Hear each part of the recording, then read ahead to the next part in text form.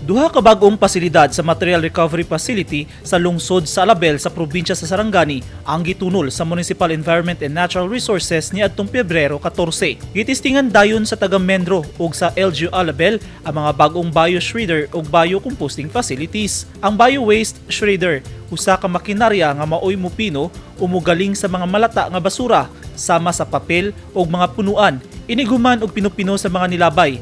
Pwede kining mamahimong organic nga abono alang sa mga tanom o gamiton sa laing katuyuan gamit ang teknolohiya.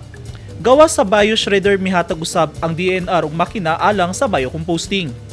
Ang mga gamit nga gitunol sa DNR dakong kabahin sa MRF sa lungsod tungod kay kini makatabang sa pagkunhod sa kinaghanon sa basura nga ilabay sa sanitary landfills ug sa pagpaubos sa carbon nga mao'y hinungdan nga makadaot sa kinayahan. Ang mga makina gikan sa DNR Environmental Management Bureau kon EMB Central Office nga naabot sa Label niadtong Enero 27, 2022. Mitambong sa aktibidad nga gipangunahan ni Engineer Alan Rivera sa Mendro Alabel sila EMB Region 12 Regional Director Engineer Omar Saikul kinsa ni turnover sa makina sa nisugutang lungsod nga mga personahe gikan sa Sendro Jensen ug mga opisyal sa lokal nga panggamhanan sa Alabel. Nagpasalamat ang LGU Alabel sa mga national government agencies sama sa DNR sa paghatag kanila og mga pasilidad nga makatabang sa ilang kampanya sa pagpanalipod sa kinaiyahan. Naanad naman gud ang kadaghanan nga isagol ang mga basura bisan pa man dunay balaod nga nagmando sa katawhan nga ilahi ang malata, dili malata ug mapuslan pa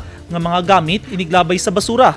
Apan daghan ang nakalimot niini ug daghan sa wala mosunod hinungdan nga magtapok gihapon ang mga basura sa mga basurahan. Nagpahinumdom ang DNR nga kung atong gimahal ang kinaiyahan, angay usab nga motabang kita aron mapaubsan ang carbon emission nga malabaw sa kahanginan kay makadaot kini sa panglawas sa katawhan. Eugene Hinutan, Newsline Philippines. Stay safe.